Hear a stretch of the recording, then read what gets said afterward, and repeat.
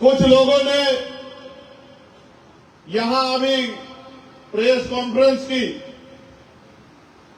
और कहा, इससे पहले भी कुंभ के समय उन्होंने कहा था कि हम चंद्रशेखर आजाद का पिंडदान कर रहे हैं। अब उन्होंने कहा कि हम लोग उसको अयोध्या में घुसने नहीं देंगे। मैं ऐसे भागड़ बिल्लों से और जो मैं एक वकील हूं और भारतीय संविधान के अनुरूप सभी धर्मों का सम्मान करता हूं और मैं मानता हूं कि धर्म आदमी का व्यक्तिगत अधिकार है।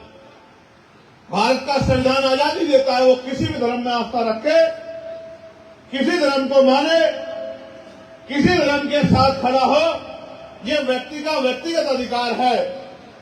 और अगर कहीं कोई खामी होगी तो आलोचना भी सहनी पड़ेगी, क्योंकि मैं इसका भी उदाहरण दूंगा आलोचना का आपको। लेकिन पहले मैं उन धर्म के दुकानदारों से, उन ठेकेदारों से कहना चाहता हूं कि एक बार हमारा इतिहास पता करके देख लेना।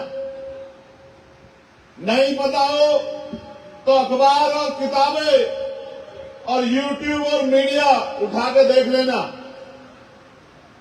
हम संवैधानिक हैं और संविधान के आधार पर बात रखते हैं, संविधान के आधार पर काम करते हैं। लेकिन साथ साथ मैं ये भी बता देना चाहता हूं कि हम महाराजा बिजली पासी, महाराजा लाखन पासी,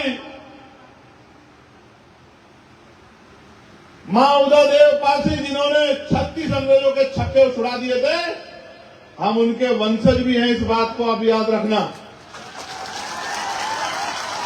ऐसे उन्होंने अंग्रेजों के छक्के छुड़ाए थे। मैं अंग्रेजों के चाटुकारों को सावधान कर रहा हूं कि सतर्क रहें, सीमा ना लांगे, वरना परिणाम अच्छे नहीं होंगे। आप अपनी बात को रखो और हम अपनी बात को रखें। हम संवैधानिक मर्यादा में रहते हैं, आप भी संवैधानिक मर्यादा में रहो, वरना इतिहास ही नहीं भूगोल भी बदल दिया जाएगा। इस बात को याद रखें। प्यारे साथियों, वो दिन दूर चले गए कि जब किसी स्थान पर जाने से हमें रोका जा सकता था। अब भारत का संविधान मुझे और मुझ जैसे हजारों लाखों करोड़ों लोगों को यह अधिकार देता है कि हम देश के किसी भी कोने में जा सकते हैं और संवैधानिक रूप से अपनी बात रख सकते हैं। तो जिनको ये गलतफहमियां हैं, जो बोल रहे हैं कि हम घुसने नहीं देंगे, आओ मुकाबला करो, यही अयोध्या में आपके बीच आओ।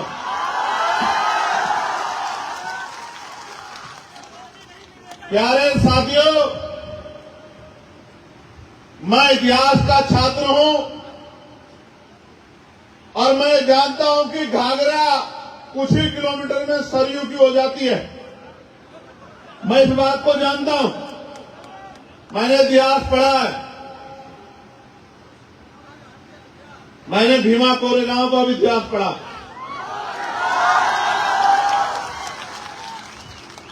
लेकिन मैं रोज अपने इस परिवार को समझाता हूं कि हमें किसी भी कीमत पे कानून को हाथ में नहीं लेना है और संवैधानिक तरीके से ही जो महापुरुषों ने रास्ता दिखाया है, उसी तरीके पे चलकर इन लाखों लोगों के आंसू पूछने का काम करना है और अपने बहन बेटियों के सम्मान की रक्षा करनी है, उनको सशक्त बनाना है और समता मूलक समाज बनाना है।